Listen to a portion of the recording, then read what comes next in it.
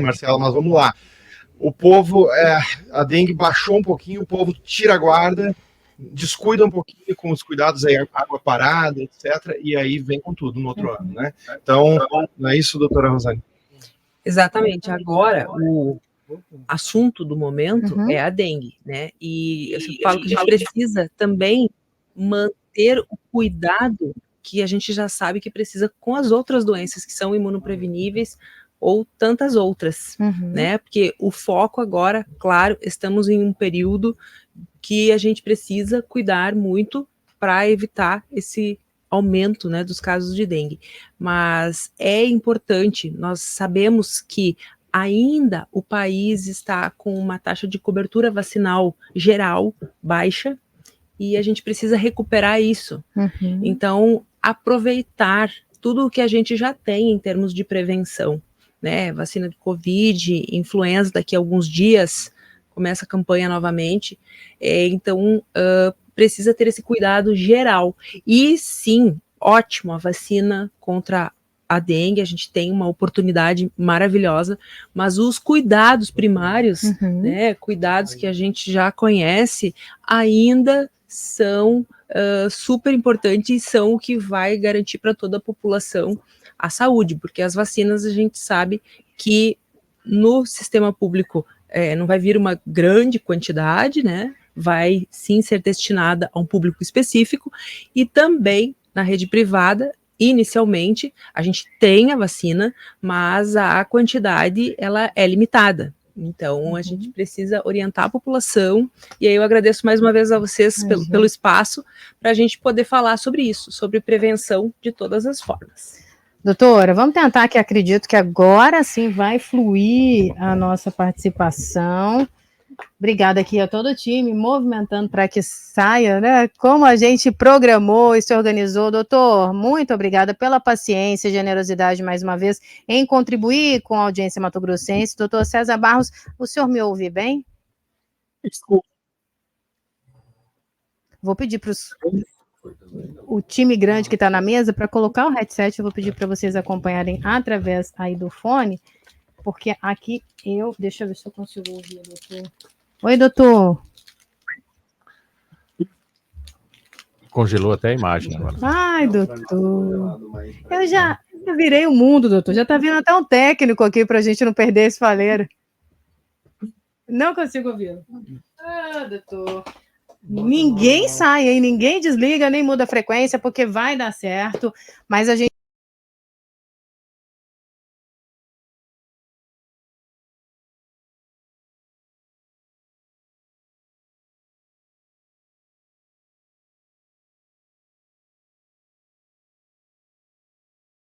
do Dr. César Barros, infectologista da USP, membro da Sociedade Brasileira de Infectologia, ele que faz parte do corpo clínico do Sírio-Libanês e vai conversar conosco. Você escreve o que eu estou dizendo nesse faleiro. Doutora, vamos falar um pouco da vacina, porque a senhora falava aí da importância de manter as vacinas em dia, de confiar na ciência, e a gente também viu duas vezes acontecendo um intervalo pequeno, curto de tempo, por conta do aumento dos casos de Covid e ainda pessoas negando a vacina. No caso da Covid, pelo menos por onde eu ando trabalhando em roda de amigos, algumas pessoas temem por conta da velocidade, por conta da pandemia, que a vacina foi desenvolvida. É um cenário diferente, bastante diferente, no caso da vacina da dengue, que teve um tempo significativo de maturação. Explica para a gente sobre o estudo, sobre a evolução, até a vacina chegar aí no braço das pessoas. Marcela, se me permite, eu acho que seria importante a doutora explicar por que a vacina da Covid foi rápida, porque é um engano sobre isso, né, doutora? Exatamente. Que bom que foi rápida, né? Pois eu achei até que demorou. Poderia ter sido mais rápida. Rezei tanto por ela. Essa vacina, graças a Deus, teve essa possibilidade de desenvolvimento rápido, porque, na verdade, a tecnologia com que ela foi desenvolvida já estava sendo estudada, né? Então, assim, é novidade, mas nem tanto, né?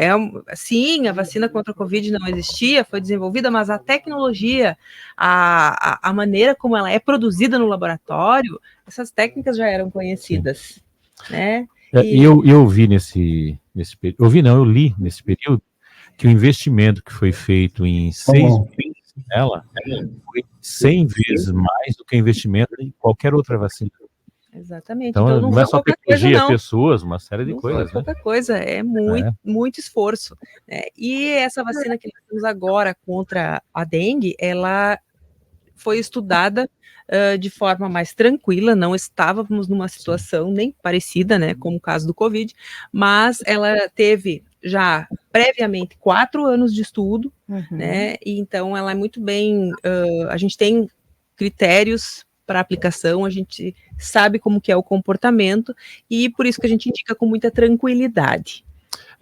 Essa vacina, quais laboratórios que desenvolveram ela? Porque a gente está vendo alguma coisa do Butantan, tem alguma coisa de fora, como que é isso? É 100% nacional, está vindo de fora? Olha, no momento que nós temos é 100% internacional, nada a ver com o time, né, do Dr. Fábio. Pois 100% japonesa, laboratório... É internacional, não é Colorado. Ai, pois é. Vamos mudar de assunto. Vamos falar da vacina que é melhor. Eu vi gata de azul. Vamos falar da vacina, que o assunto é gremista, doutor? É, claro, né? Colorado. Mas tudo cuiabano e luverdense. Exatamente. Aliás, hoje, né, Cuiabá e Hoje, Cuiabá.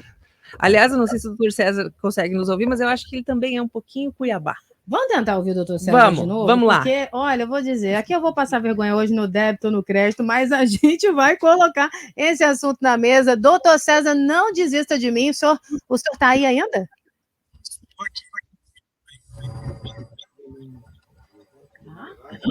Estão ouvindo? Deu?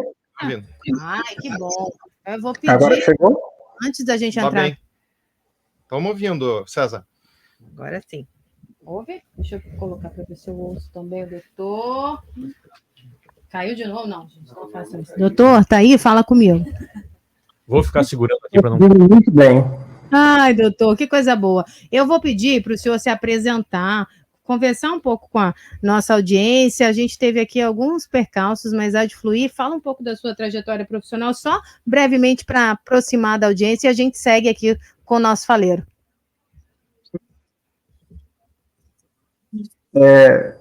Surpreendendo vocês e até a audiência, eu sou cuiabano. Ai, que coisa boa. Cuiabano de Chapecruz. Vim para São Paulo para fazer minha formação, né, pelo Emílio Ribas. Trabalhei e fui concursado pela USP durante um tempo e atualmente eu atuo no consultório privado e sou do corpo clínico do Sírio-Libanês. Atuo há mais de 10 anos como infectologista, tenho pós-graduação em medicina tropical pela Universidade do Alabama, dos Estados Unidos, e pós-graduação também em doenças infecciosas pela Universidade de Lisboa. Estou muito feliz de vir aqui falar sobre dengue com vocês, porque eu fui vítima da dengue estando em Cuiabá. Eu me infectei, eu morava no bairro Duque de Caxias, ali próximo do Goiabeiras. Eu estava eu me infectei em torno de ali nos anos 2000, e eu lembro que eu fui no pronto-socorro e me falaram que eu estava com gripe. Eu estava quase no final da minha faculdade, eu falava, gente, mas eu estou formando, não sei nem reconhecer uma dengue, né? E aí, no final das contas, um médico pediu a sorologia e viu que era um quadro de dengue mesmo. Então, eu já vivi na pele, né? Não só como especialista, eu já tive dengue, né? E é um quadro terrível de uma febre aguda, né? Uma febre não tão comum quando eventualmente você tem uma gripe, né? Às vezes é uma febre de 38, 38,5, que persiste por alguns dias, né? Acompanhado de dor de cabeça, dor no corpo, eventualmente dor nos olhos, e pode ter outras sintomatologias também, como dor na barriga, alguns sinais que pode estar desandando, né? Mancha, algumas pessoas têm mancha pelo corpo, coceira, falta de apetite, vômito, e todos esses sintomas, né, eles podem se confundir, eventualmente com uma virose, que o pessoal conhece, né, como aconteceu comigo, eu fui no pronto-socorro e falaram que eu tinha uma gripe. Então, é importante, né, a partir do momento que você sabe que você vive numa área que está endêmica para dengue, você tem febre, mais algum outro desse tipo de sintoma, como dor muscular, dor nos olhos, dor de cabeça, vômitos, isso precisa ser lembrado, né, como a dengue, né, tem outros diagnósticos diferenciais como a meningite, mas a dengue, ela, neste momento no nosso país, é o que vem primeira, segunda e terceira possibilidade, né? Saindo dessa parte da dengue aguda, né, da febre aguda, a gente entra numa fase de um período sem febre na doença, né, durante a infecção, e aí que reside o perigo, porque pode acontecer alguns sinais de alarme, né, que a audiência tem que prestar atenção, né, quem está nos ouvindo, dor abdominal, ou vômito que não para, ou sensação de desmaio, pressão baixa, talvez uma letargia, uma irritabilidade e sangramento de mucosas, né, e são sinais de alertas que precisa ser procurado, né, um atendimento médico com urgência, porque pode estar evoluindo de uma forma muito desfavorável. Doutor, falando desses sintomas, só para quem está em casa entender, logo depois, quantos dias? A gente está falando de um período de atenção de quanto, doutor? Depois do início da febre, em torno de 3 a 5 dias, né, pode ter essa presença de 3 a 7 dias de sintoma, declínio da febre, pode aparecer esses sinais de alarme de gravidade na dengue. Perfeito. Doutor César, a febre na dengue não costuma durar mais que 7 dias, correto? Correto. Geralmente ela vai em torno aí de 3 a 7 dias de duração, e é nessa decrescência dessa descendente de febre, né, que começa a aparecer sinais de maior gravidade, tá? Eu quero lembrar que a maioria das infecções de dengue, quase 80%, passam como assintomáticas ou com poucos sintomas. Então, muitas das infecções a gente nem consegue reconhecer pelo fato de ter uma variação ampla. Assim como a gente viu na Covid, pessoas que tinham Covid e não tinham nenhum sintoma, até o quadro mais grave de pessoas que vão para uma Covid mais grave, na dengue acontece também. As pessoas terem a infecção, ter poucos sintomas, e acontece até a segunda infecção achando que é a primeira, mas na verdade ela já está na segunda, e é esse o maior risco também no segundo quadro de infecção que acontece a chance de maior complicação da dengue hemorrágica, tá?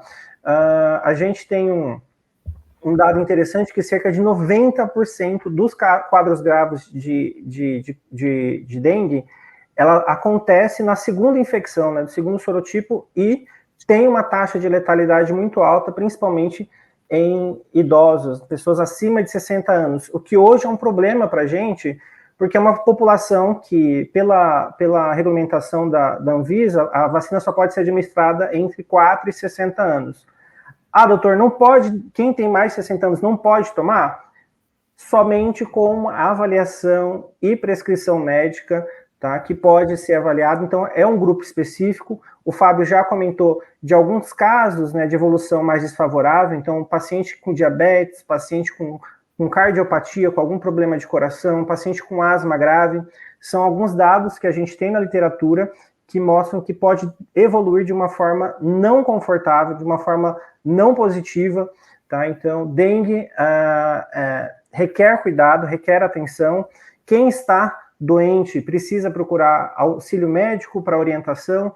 As medidas são medidas de suporte. Nós não temos, hoje em dia, um tratamento específico, né? E a melhor forma de se tratar dengue, na verdade, é se prevenir, tá? Então, a gente tem todo um aparato de orientação, né, em relação ao uso de repelente, a evitar criadouros de mosquito, que é o transmissor, o Aedes aegypti, é o transmissor, o mosquito transmissor do vírus da dengue, né? Esse vírus, ele fica incubado, o vírus fica incubado no mosquito ao longo de toda a sua vida e transmite para o ovo. Então, fica uma população de mosquitos infectados, e a cada 3, 4, 5 anos a gente começa a ver uma nova onda, uma onda muito grande, tá? O Brasil é um dos principais países do mundo em que se tem dengue, né?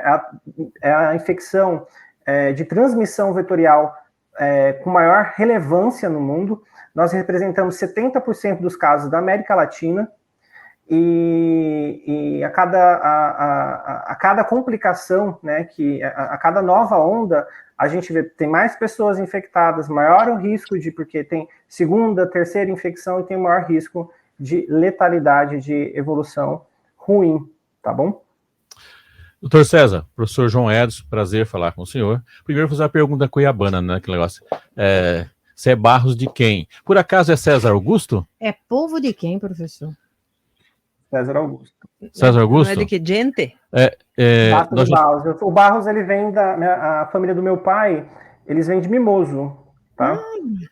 É de Nós Mimoso, já tivemos na mesma mesa, numa formatura que eu não lembro direito o ano, lá por 2000 e pouco. Provavelmente foi a minha formatura, então.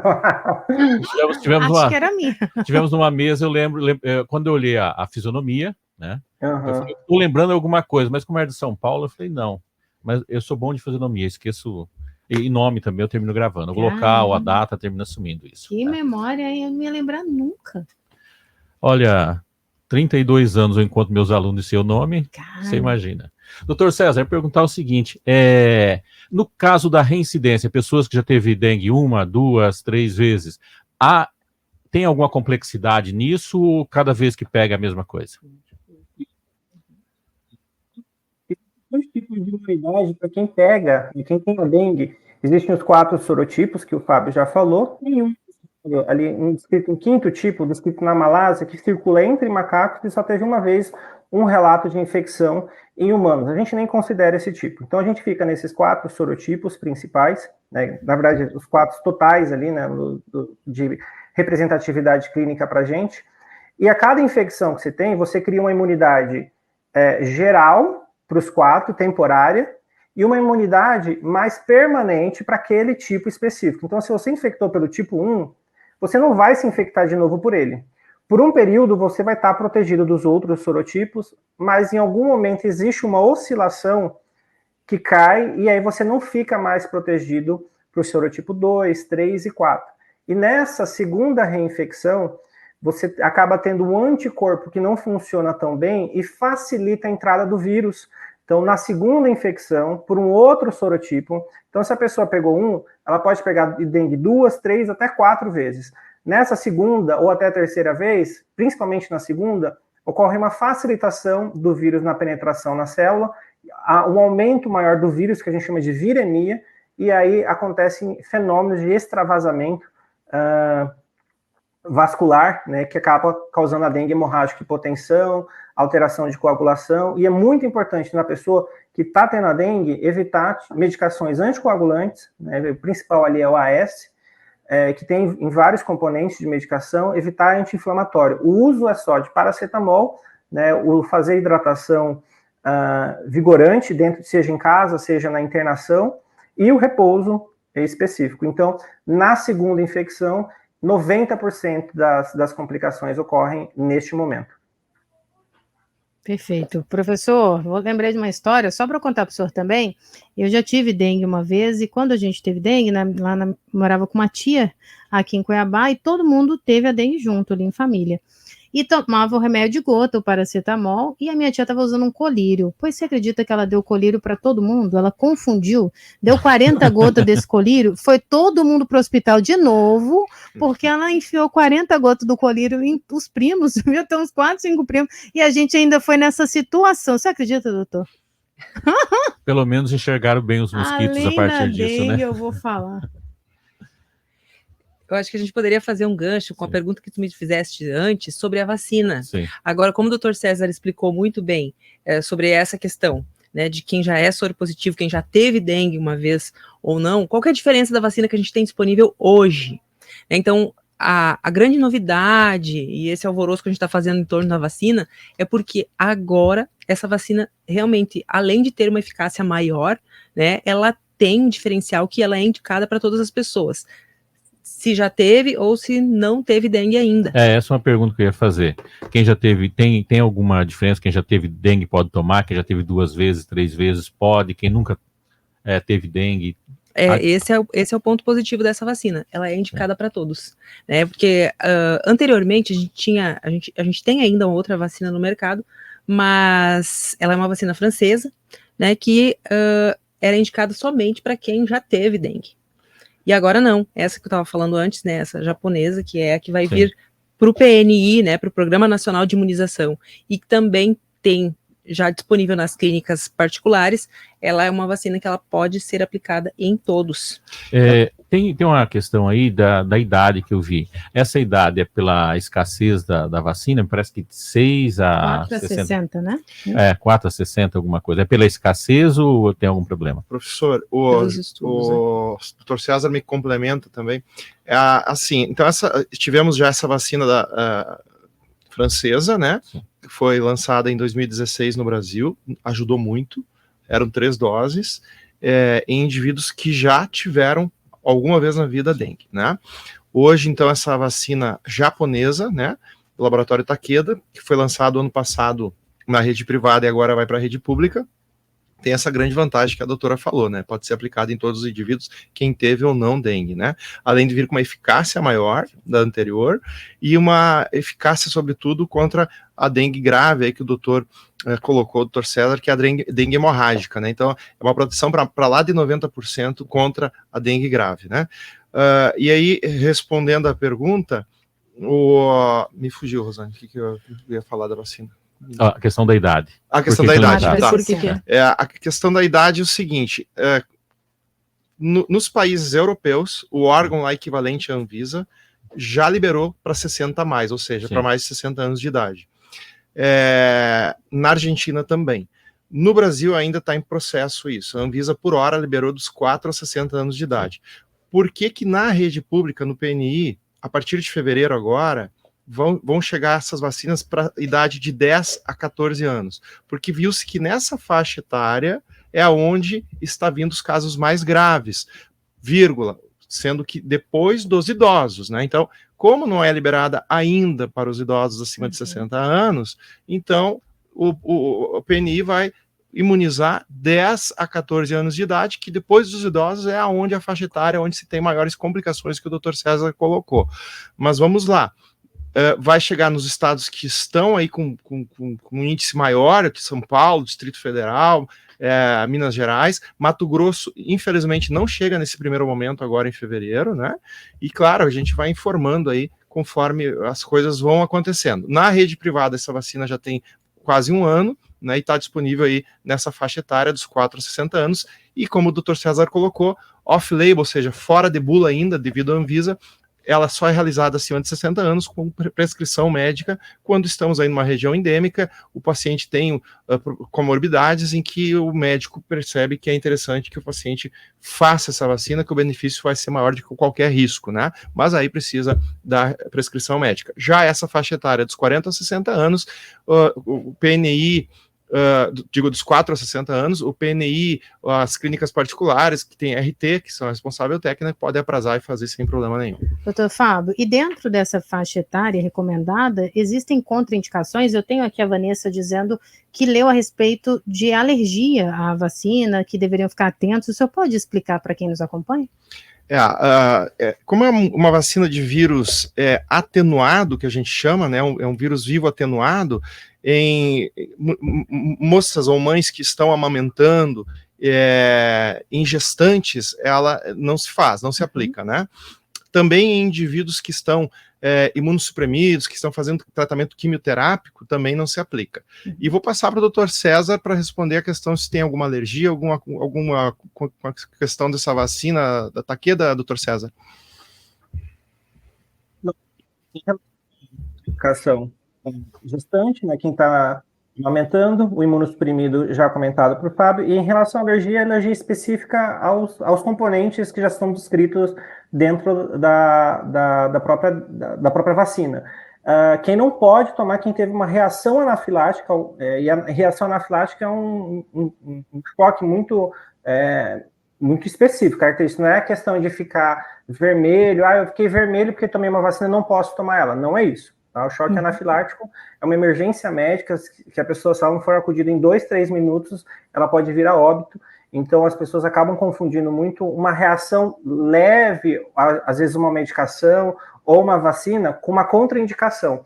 Isso deve ser só contraindicado por um médico, tá? Se tiver algum tipo de alergia, algum tipo de reação, algum componente de vacina, isso precisa ter uma avaliação muito ponderada, porque você pode estar contraindicando um benefício para um paciente que não teria nenhum problema de tomar a vacina achando que que uma vermelhidão ou uma febre eventual pode ter causado uma reação. E graças a Deus, no mundo das vacinas, né, é uma raridade, né, ter contraindicação por questões de anafilaxia, né, doutor César? Total, muito difícil, assim, para ser sincero, e já fui concursado no Emílio Ribas, no hospital de referência, eu nunca vi um caso, apesar de a gente estar preparado, né, a gente sempre tem em mãos medicação, suporte para isso, se durante uma vacinação, mas felizmente é um caso de exceção mesmo. Perfeito. Outra dúvida que apareceu aqui bastante é se a vacina também vai proteger contra zika, chikungunya. Já tem muita gente querendo saber se também engloba. Doutora Rosane, conta pra gente. Infelizmente, é mais um motivo para cuidarmos, né? Evitarmos a proliferação do mosquito. A vacina contra a dengue é contra a dengue. Mas o mosquito, ele é vetor para transmissão de outras doenças também. Então, os cuidados servem para tudo, para todas as doenças. A vacina é somente para a dengue. E complementando a pergunta antes do professor sobre os tipos de vacina, nós temos uma outra vacina que aí sim vai haver possibilidade de estender essa vacinação via PNI, que é a que está sendo desenvolvida pelo Butantan. Mas ainda não está disponível, ainda está em estudo. Né? Então, essa vacina que nós temos agora é somente contra a dengue. A vacina do Butantan, só para puxar um gancho, né? Não vamos confundir o nosso ouvinte, né? Ela não existe ainda, mas ela está em estudos e tal. Foi publicada numa revista a mais famosa aí do mundo, New England, né? Uma revista americana, nessa semana, inclusive, né? Chamou muita atenção da mídia internacional, mostrando uma eficácia para lá de 80%, né? Essa vacina do Butantan. Então, ela, né? Deus queira que venha logo, enfim, e parece ser muito promissora, né? Doutor César, acho que poderia falar alguma coisa a respeito. Sim, é um estudo liderado pelo... Estão me ouvindo? Perdão? É um estudo liderado pelo Dr. Esper Callas, que é um professor da Universidade de São Paulo e diretor do Instituto Butantan. É uma vacina que conseguiu um resultado muito bom, né, mas que ainda ele está em processo de... Não foi finalizado ainda esse estudo, né? Então a gente vai demorar, então, provavelmente entre 2025, a gente deve ter o acesso, alguma noção de quando vai sair essa vacina. Perfeito. Vamos colocar, doutor César, mais um ouvinte aqui, ele está insistindo comigo, tá? Quase entrando para um compromisso, é o Tiago que está aqui participando, ele pergunta, doutor, é possível fazer a vacina junto com outras vacinas? Precisa de intervalo, como a doutora disse, para colocar o esquema de vacinação, tem a vacina da Covid, vacina de febre amarela, por exemplo, pode tomar junto, doutor? Já tem esse estudo? Sim. Oi, doutor? Não ouvimos. Oi. Sim. Agora sim. Eu queria jogar para a Rosane, que ela queria falar da vacina. Você quer responder ou eu respondo? Não, pode responder. Tá. Então, isso é um ponto muito importante, porque a gente passou na Covid um momento que a gente só fazia vacina de Covid separada das demais. E isso acabou confundindo a maioria das pessoas. Hoje em dia, a pessoa fala, eu tenho vacina de Covid, né? A gente tem um público específico que tem que tomar vacina de Covid anualmente. Isso entrou no calendário do Ministério da Saúde, e acaba que quando você vai fazer alguma vacina, principalmente vacina nova, cria-se essa percepção que essa vacina nova precisa ser feita separada, tá? Não tem essa restrição. Em bula, né, que a gente sabe, vacina de vírus vivo atenuado, ou você faz ela junta, né, ou ela separada de 30 dias, porque por conta de resposta imunológica. Se você fizer vacina de vírus atenuada, uma seguida da outra, seja uma semana, 15 dias, a resposta, desencadeamento de resposta inflamatória imunológica no corpo pode atrapalhar a imunidade para uma delas. Então, a gente faz ou elas juntas ou depois, mas a grande maioria das vacinas são vacinas de vírus inativado. Então, pode fazer com vacina de gripe, pode fazer com vacina de Covid sem problema. A gente não pode perder a oportunidade de vacinar. Perfeito. A Ana Paula está dizendo aqui, Marcela, eu estou desejando a vacina, sonhando com a disponibilidade aqui no nosso estado, mas confesso aí para a doutora Rosane que com um pouco de receio da reação. E ela conta que teve uma reação forte com a vacina da Covid e pergunta sobre a reação para ver se ela se encoraja a tomar vacina, é claro, quando tiver disponibilidade. Como que é o nome dela? Deixa eu abrir. Ana Carolina. Ana Carolina, fique tranquila. Nós estamos aqui firmes e fortes, né? Fizemos a vacina há pouco tempo. Falta a segunda dose. Zero reação? Zero, é bem tranquila. Sabe aonde que aplica essa vacina? Olha que coisa ingrata. Aqui, ó, atrás do braço, onde as mulheres odeiam, né? Que fica molinho. Uhum. É onde a gente malha. Oi? No tchauzinho. Se falar que melhora o tchauzinho, todo mundo vai tomar. Ah, então, poxa, doutor César tá aqui, doutor Fábio, não vamos deixar falar isso. Sinceramente, eu falei com a enfermeira, você aplicou mesmo essa vacina? É muito tranquila. Eu fiquei na dúvida, porque ela é subcutânea, tu praticamente nem sente ela. E, graças a Deus, não se vê, nós não sentimos nada, mas na prática, né, a gente já tem um ano aí rodando praticamente essa vacina, a gente é praticamente zero efeito colateral, né? Ela é subcutânea? Subcutânea. Olha só, gente, o doutor César é um homem ocupado, encontrou tempo na agenda, conversou aqui conosco. Doutor, faltou algum assunto, algum detalhe que o senhor queira destacar antes de se despedir? E, publicamente, mais uma vez, eu peço desculpa. O programa ao vivo é assim, faz parte do Faleiro. Desculpa tomar o seu tempo até que a gente conseguisse fazer fluir e fica a porta aberta. Fiquei feliz em saber que é cuiabano e que seja a primeira de muitas conversas aqui na CBN Cuiabá.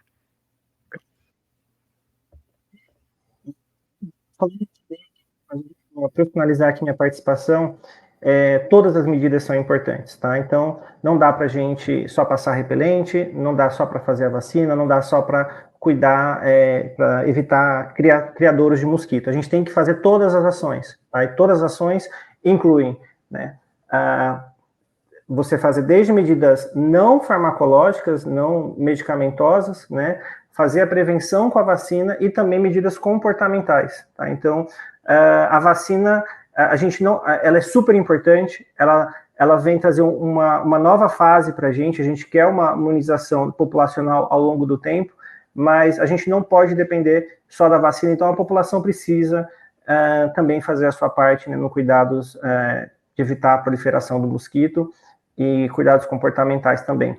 Quero agradecer mais uma vez minha participação, mandar um beijo aí para todos, um beijo para minha família, minha mãe Rosária, que está escutando também a nossa entrevista, meu pai Wilson, e fico feliz de participar, desejo sucesso a todos aí e até uma próxima oportunidade.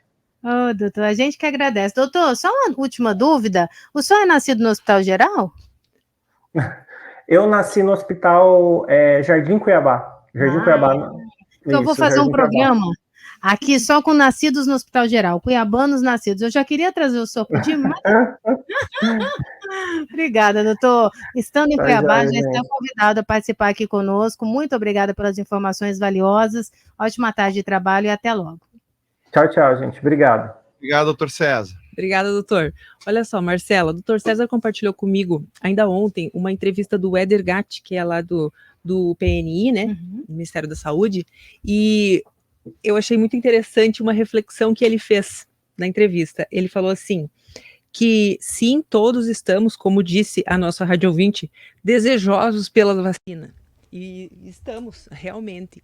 Entretanto, veja só, essa vacina, ela precisa de 2 doses.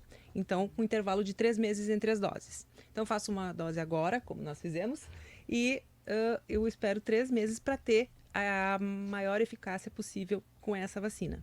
Então, a gente não pode esperar esse tempo. A população precisa conscientizar de que as medidas, elas precisam ser, como disse o Dr. César, gerais, medicamentosas e não medicamentosas principalmente. É isso que vai fazer a diferença na nossa vida hoje, né? Hoje, amanhã e semana que vem. Porque até a gente esperar ter vacina para todo mundo. E né, não é assim. O efeito não é vertical. Né? A gente precisa realmente se conscientizar e também, voltando a falar da cobertura vacinal, né? De cuidar de todas as doenças. Então, a vacina da dengue é importante, é excelente para quem pode fazer, né, para quem ela é indicada, mas existe aí o sarampo, nós estamos de novo em alerta para o sarampo, de novo. Meningite, pneumonia, tudo com baixa cobertura vacinal. Doutora, eu vou colocar o Paulo aqui na roda. Ele está dizendo: Marcela, me desculpe, acabei de ligar o rádio, gosto sempre de ouvir, gosto muito de você, do professor, e fiquei na dúvida, a vacina está ou não está disponível? Também tenho a intenção de tomar vacina e acabei ficando na dúvida porque peguei a conversa pela metade. É o Paulo que está nos acompanhando no carro. Infelizmente, Paulo, ainda não temos disponível. Teremos disponível a partir de fevereiro para crianças e adolescentes de 10 a 14 anos na rede pública, mas Mato Grosso não preencheu os critérios de eletividade das cidades que serão contempladas nesse primeiro momento. Então não teremos na rede pública no Mato Grosso. O critério foi por quantidade proporcional de casos? Foi bem interessante. Era uma dúvida, né? Primeiro eu também fiquei revoltado. Mas como assim, Mato Grosso? Mas não, foi um estudo bem interessante porque eles observaram a população, a prevalência, e eles observaram que precisa ter uma cidade polo em saúde, com uma população maior de 100 mil habitantes e que tenha essa alta prevalência, especialmente no final ali do ano de 2023. Então, sim, faz todo sentido o método que foi utilizado para a elegibilidade dessas cidades no primeiro momento. Eu só queria falar uma coisa, o genérico eu posso falar. O ouvinte, quem está ouvindo, está preocupado com a reação da vacina, não só dessa vacina, qualquer outra vacina, e aqui estamos diante de 2 médicos que podem reafirmar isso. Qualquer reação que você tiver vai ser infinitamente menor do que você submeter a doença a qual você está vacinada, não é isso? Com certeza. Doutora, Então, como funciona a vacina? O Dr. César explicou ali que a dengue, quando a gente pega ela, a gente passa por um período em que a gente está imune, né, aos outros tipos de dengue. E depois essa imunidade cai. Como que é esse trabalho da vacina? Olha, eu vou repetir o exemplo, Marcelo, acho que eu já falei isso contigo. Eu gosto muito de usar o exemplo de soldado, né? Ou polícia e ladrão. Eu falo que a vacina é como se a gente mostrasse a foto do ladrão para o policial, né? Então, a vacina, ela apresenta o antígeno para o nosso corpo. Aí o sistema imunológico vai lá e produz soldadinhos, que são os anticorpos. Quando esses soldadinhos, os anticorpos, enxergarem o vírus de verdade, falar, opa, é com esse aqui que eu tenho que brigar. Né? Então, assim, a vacina nada mais é do que apresentar uma foto do ladrão para a polícia, né? E aí, então, é esse cara aqui que você precisa combater. E aí tem lá as proteínas, né? Tudo específico para aquele tipo de vírus. Então, o sistema imunológico se prepara através desse aviso que a vacina traz, ele produz os anticorpos para que quando chegar o vírus ou a bactéria que realmente tem a virulência grande, ele esteja ali armado para se defender. Doutora, o Paulo insiste aqui, diz: Marcela, na pública não tem, nem particular eu consigo tomar o quanto antes a vacina? Opa, aí sim, nas clínicas particulares sim, a gente tem a vacina disponível já desde julho de 2023. Inclusive estamos reforçando os estoques, né, agora, porque agora se tornou assim bem mais conhecida. E sim, na rede particular, nas clínicas de vacinação, a gente tem disponível para pessoas de 4 a 60 anos ou mais sob prescrição médica. essa que está aí já é a japonesa? É a japonesa. É a japonesa. É a mesma que vai para o PNI. Sim. Dúvidas sanadas, e a gente caminha para os minutos finais. A gente tem ainda mais uma participação. Queremos agradecer, sempre um prazer conversar. A gente aprende e aprende dessa forma gostosa de ouvir, didática, dinâmica. Muito obrigada por virem aqui sanar as dúvidas de tantas pessoas. Eu sei que eles vão ser multiplicadores dessas informações tão valiosas. Tinha muita gente insegura, confusa, como o Paulo, que diz: eu estou ouvindo que não tem na rede pública e entendi que não tinha particular também, mas quer tomar iniciativa. Fiquem à vontade para se despedir, se faltou alguma informação. Doutor Fábio também, obrigada. Foi uma honra conversar com vocês. Essa que foi a primeira entrevista de fevereiro. Obrigado, Marcela, Julie, professor João Edson, uma honra estar aqui com vocês sempre, né? E obrigado aí, doutor César, doutora Rosane. Eu queria colocar assim só a mesma dificuldade que a gente tem na cardiologia de fazer com que o indivíduo inicie uma atividade física e que ele entenda o benefício daquilo, né? A gente tem também nesse mundo da imunização, por vezes, né? Porque a conscientização da importância da vacinação faz com que tenhamos, de fato, uma vida longeva e saudável. Então a gente tem aí um tripé, basicamente, que eu sempre falo da saúde, que é cuidados na alimentação, atividade física e a vacinação. Então acho que isso é uma coisa que a população tem que conscientizar, e lembrando que quando eu faço a minha vacinação, eu estou protegendo a população ou os que estão ao meu lado, né? Então é um efeito rebanho que a gente chama. Quando eu estou me protegendo, eu estou consequentemente protegendo os demais também. Então acho que é mais essa conscientização que a gente pede aí para a população, e como bem falou o professor João Edson, uma dorzinha ou uma reaçãozinha da vacina, o benefício vai ser muito maior. E graças a Deus, assim, a gente raramente, eu particularmente, o Dr. César falou também, eu tenho 25 anos de formado, nunca vi uma reação numa sala de vacina importante ou de qualquer que tivesse que fazer um cuidado mais intensivo. Então, de fato, a vacinação é fundamental, e volto lá, assim como a atividade física. E não vira jacaré, né? Pode ficar tranquilo. Exato, perfeito. Obrigada, doutora. Obrigada pela oportunidade, obrigada pelo espaço. Agradeço a todos vocês, é um prazer falar com vocês. E eu sou suspeita para falar de vacina, né? Porque eu entrei nesse mundo da vacinação realmente por amor.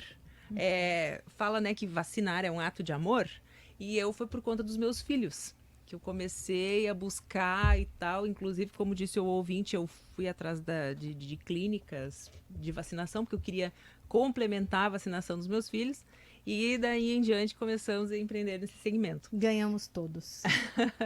Então, é essa mensagem, né? Adorei a mensagem que qualquer efeito, por mais chatinha que seja a vacina, né? Tem uma vacina que é muito indicada para adolescentes, e agora também teve um lançamento de uma vacina nova contra o câncer de colo de útero, câncer de orofaringe e tal, né? Que é a vacina contra o HPV.